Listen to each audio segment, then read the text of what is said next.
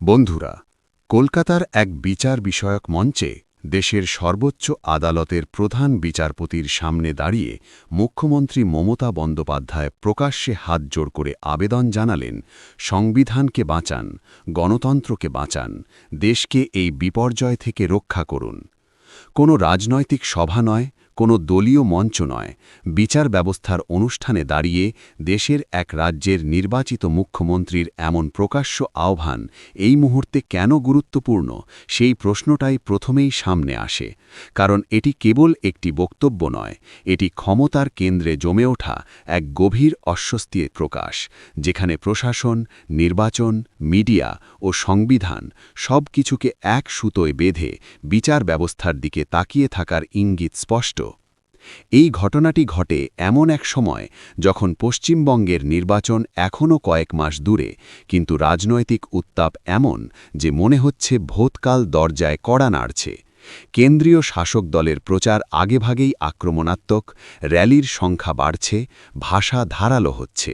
এই প্রেক্ষাপটে মুখ্যমন্ত্রী মমতার বক্তব্য কেবল রাজনৈতিক পাল্টা আক্রমণ নয়, বরং রাষ্ট্রের কাঠামো নিয়ে এক ধরনের সতর্কবার্তা। তিনি বলছেন, সংবিধান রক্ষা করতে হবে বিপর্যয় থেকে, গণতন্ত্র রক্ষা করতে হবে বিপর্যয় থেকে, দেশের ইতিহাস, ভূগোল, সীমান্ত সব কিছু রক্ষা করতে হবে। তিনি বলছেন, মিডিয়া ট্রায়াল বন্ধ হওয়া দরকার, তদন্ত শেষ হওয়ার আগেই মানুষের চরিত্র হনন বন্ধ হওয়া দরকার। তিনি বলছেন, সংবিধানের রক্ষক হিসেবে বিচার ব্যবস্থার দায়িত্ব রয়েছে জনগণকে রক্ষা করার। এখানেই প্রশ্ন ওঠে, একজন মুখ্যমন্ত্রী কেন এমন কথা বলছেন?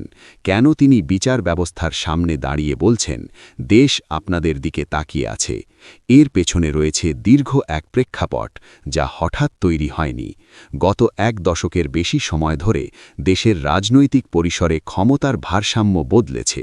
কেন্দ্রীয় সরকার শক্তিশালী হয়েছে, বিরোধী রাজ্যগুলোর সঙ্গে সংঘাত বেড়েছে, কেন্দ্রীয় সংস্থার ভূমিকা নিয়ে প্রশ্ন উঠেছে, মিডিয়ার নিরপেক্ষতা নিয়ে বিতর্ক তীব্র হয়েছে।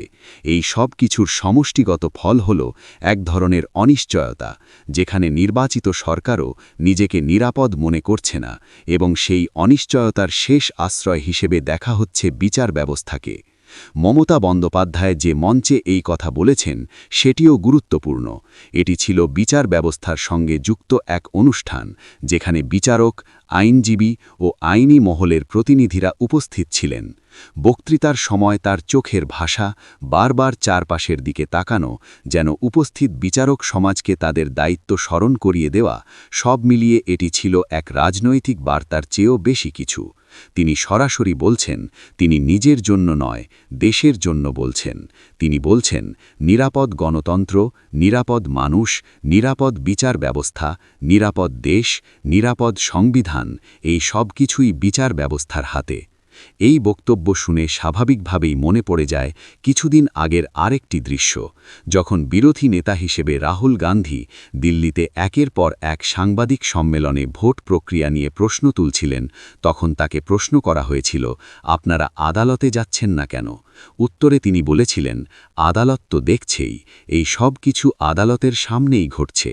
এই বক্তব্যে ছিল এক ধরনের হতাশা, কিন্তু একই সঙ্গে এক ধরনের প্রত্যাশা, বিচার ব্যবস্থা হস্তক্ষেপ করবে। আজ ক্ষমতায় থাকা এক মুখ্যমন্ত্রী একই ধরনের প্রত্যাশা প্রকাশ করছেন। পার্থক্য শুধু এটুকু, তিনি এটি করছেন বিচার ব্যবস্থার মঞ্চ থেকেই।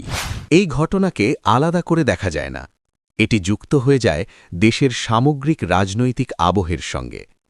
নির্বাচন এখন আর শুধু ভোটের দিন নয়, এটি এক দীর্ঘ প্রক্রিয়া, যেখানে অর্থ, প্রশাসন, মিডিয়া ও প্রযুক্তি সবকিছু জড়িয়ে যায়। অভিযোগ ওঠে, ভোটের আগে সরকারি প্রকল্পের অর্থ বণ্টন হয়, নির্বাচনী আচরণবিধি কার্যকর হওয়ার আগেই সুবিধা দেওয়া হয়, এবং অভিযোগ ওঠার পরেও নির্বাচন কমিশনের ভূমিকা প্রশ্নের মুখে পড়ে। এই সব কিছু যখন একসঙ্গে ঘটে, তখন বিরোধী রাজ্যগুলোর মনে হয় খেলার মাঠ সমতল নয়। মমতা বন্দ্যোপাধ্যায় তার বক্তব্যে মিডিয়ার কথাও বলেছেন। তিনি বলেছেন, তদন্ত শেষ হওয়ার আগেই মিডিয়া ট্রায়াল শুরু হয়ে যায়, মানুষকে দোষী সাব্যস্ত করে ফেলা হয়। এটি কোনো নতুন অভিযোগ নয়। গত কয়েক বছরে বহু মামলায় দেখা গেছে টেলিভিশন স্টুডিওতে রায় হয়ে যাচ্ছে, শিরোনামে কাউকে অপরাধী বানিয়ে দেওয়া হচ্ছে, আর পরে আদালতে সেই মামলার ফল ভিন্ন হচ্ছে। এই পরিস্থিতিতে মুখ্যমন্ত্রীর বক্তব্য একটি বৃহত্তর বিতর্ককে সামনে আনে। মিডিয়ার স্বাধীনতা আর মিডিয়ার দায়িত্বের সীমারেখা কোথায়? তিনি তার বক্তব্যে সীমান্ত, নিরাপত্তা ও অভ্যন্তরীণ সুরক্ষার কথাও তুলেছেন। এটি নিছক আলংকারিক ভাষা নয়। পশ্চিমবঙ্গের রাজনীতিতে সীমান্ত সবসময়ই একটি বড় ইস্যু। অনুপ্রবেশ, সীমান্ত নিরাপত্তা, অভিবাসন এই সব প্রশ্নকে কেন্দ্র করে দীর্ঘদিন ধরে রাজনৈতিক লড়াই চলছে। মুখ্যমন্ত্রী যখন বলেন দেশের সীমান্ত রক্ষা করতে হবে, তখন তিনি আসলে কেন্দ্রীয় সরকারের দায়িত্বের কথাই মনে করিয়ে দেন। তিনি প্রশ্ন তোলেন, যদি অনুপ্রবেশ সমস্যা থাকে তাহলে কেন্দ্রীয় স্বরাষ্ট্রমন্ত্রক কী করছে? এই প্রশ্ন রাজনৈতিকভাবে স্পর্শকাতর, কিন্তু তিনি সেটিকে বিচার ব্যবস্থার সামনে তুলে ধরছেন, যা বিষয়টিকে আরও তাৎপর্যপূর্ণ করে তোলে। এই পুরো বক্তব্যের ভেতরে একটি শব্দ বারবার ফিরে আসে: বিপর্যয়। সংবিধানের বিপর্যয়, গণতন্ত্রের বিপর্যয়, ইতিহাসের বিপর্যয়। এই শব্দচয়ন কাকতলীয় নয়, এটি ইঙ্গিত দেয় তার চোখে পরিস্থিতি স্বাভাবিক নয়। তিনি মনে করছেন প্রাতিষ্ঠানিক ভারসাম্য নষ্ট হচ্ছে। যখন প্রশাসনিক সিদ্ধান্ত, তদন্ত সংস্থার পদক্ষেপ, মিডিয়ার ভাষা সবকিছু একদিকে ঝুঁকে পড়ে, তখন সেই ভারসাম্য ফেরানোর একমাত্র জায়গা হিসেবে দেখা হয় আদালতকে। এখানেই আসে সবচেয়ে বড় প্রশ্ন: বিচার ব্যবস্থা কি করবে?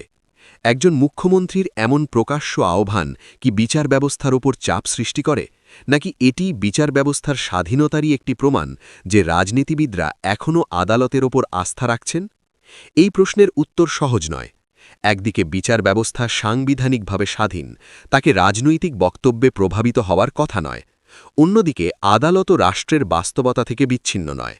যখন একের পর এক রাজ্য থেকে, একের পর এক রাজনৈতিক শিবির থেকে একই ধরনের উদ্বেগ উঠে আসে, তখন সেটিকে উপেক্ষা করাও সহজ নয়। মমতা বন্দ্যোপাধ্যায় তার বক্তব্যে ইতিহাসের কথাও বলেছেন। তিনি বলেছেন, দেশের ইতিহাসকে রক্ষা করতে হবে। এটি বর্তমান সময়ের এক গুরুত্বপূর্ণ বিতর্কের দিকে ইঙ্গিত করে। ইতিহাসের ব্যাখ্যা বদলাচ্ছে, পাঠ্যবই বদলাচ্ছে, স্বাধীনতা সংগ্রামের চরিত্র নিয়ে নতুন বিতর্ক তৈরি হচ্ছে। এই পরিবর্তনগুলোকে কেউ কেউ সংস্কার বলেন, কেউ কেউ বলেন পুনর্লিখন। মুখ্যমন্ত্রী স্পষ্টভাবে অবস্থান নিয়েছেন। তিনি মনে করেন এই প্রক্রিয়ায় বিপর্যয়ের ঝুঁকি আছে। বন্ধুরা, এই বক্তব্যের রাজনৈতিক তাৎপর্যও কম নয়। পশ্চিমবঙ্গের নির্বাচনে কেন্দ্র ও রাজ্যের সংঘাত নতুন কিছু নয়, কিন্তু এবার সংঘাতের ভাষা আরও ধারালো।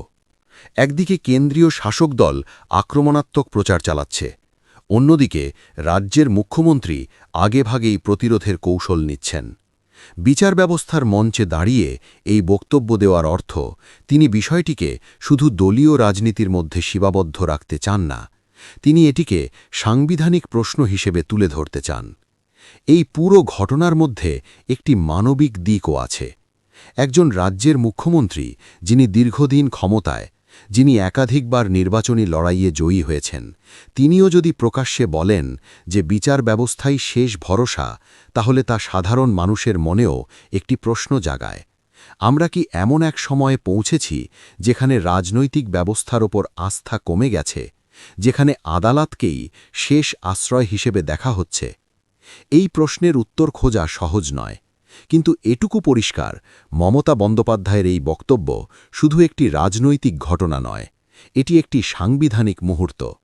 এটি আমাদের মনে করিয়ে দেয়, গণতন্ত্র কেবল ভোটের মাধ্যমে টিকে থাকে না, এটি টিকে থাকে প্রতিষ্ঠানগুলোর পারস্পরিক ভারসাম্যের মাধ্যমে।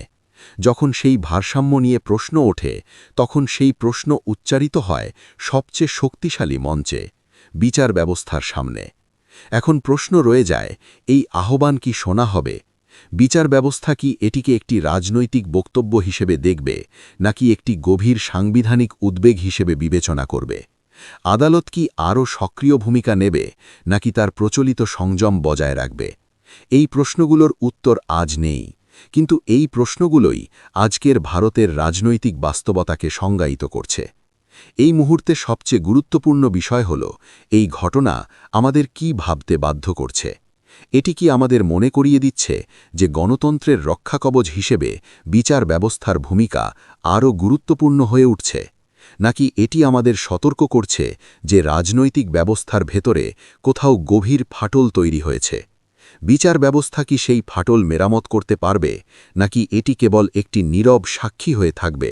জবাব দেবেন আপনারা কমেন্ট বক্সে এবং আমাদের বিশ্লেষণ ভালো লাগলে রিসার্চ বাংলা নিউজ ইউটিউব চ্যানেলটিকে সাবস্ক্রাইব করে আমাদের পাশে থাকুন।